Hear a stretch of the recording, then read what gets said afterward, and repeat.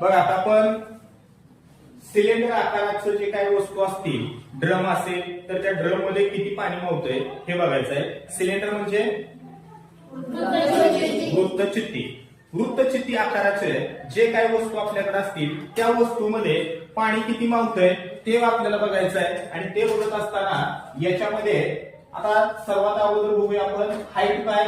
तर ही असते ती हाईट, त्याच्या खाली दोन गोलाकार भाग आहेत, पृष्ठभाग असतो, त्याच्यामध्ये आपल्याला एकतर डायमीटर मिळते किंवा रेडियस असते.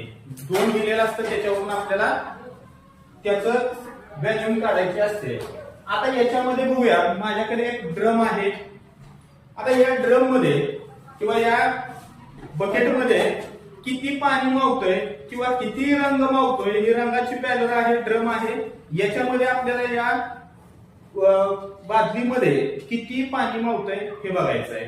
कोणतरी या एक मीटर पट्टी घ्या. आपण हे बघतो. आता याचं काय करूया बघा, हाईट किती आहे ते बघतो आधी मी.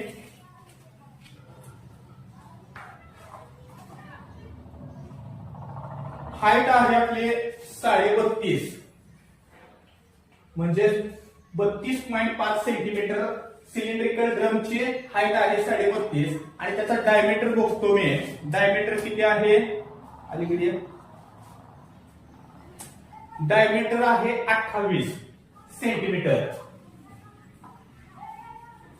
बस आता आपल्याला या बादलीमध्ये याचे तुम्हाला दिलेला आहे height of the cylindrical drum is 32.5 centimetre आणि डायमीटर दिलेला आहे, diameter is equal to 28 centimetre दिलेला आहे. तर या ड्रम मध्ये किंवा या बकेट मध्ये किती लिटर पाणी मावेल हे तुम्ही शोधून काढायचं. चला सोडवा बरं. व्हॅल्यू ऑफ ड्रम सूत्र काय आहे, value of drum is equal to, सूत्र कोणाला माहिती आहे, यस, पाय आर वर्ग एच. मग आता याच्यावरून आपल्याला माहिती भरायची आहे. पण हे करत असताना तुम्हाला डायमीटर दिलेला आहे, रेडियस काढायचा आहे. आर इज इक्वल टू किती असणार आहे, याला 1000 ने भागावं लागेल. म्हणजे लिटर जर काढायचं असेल तर 20,020 छेद 1000 तर किती लिटर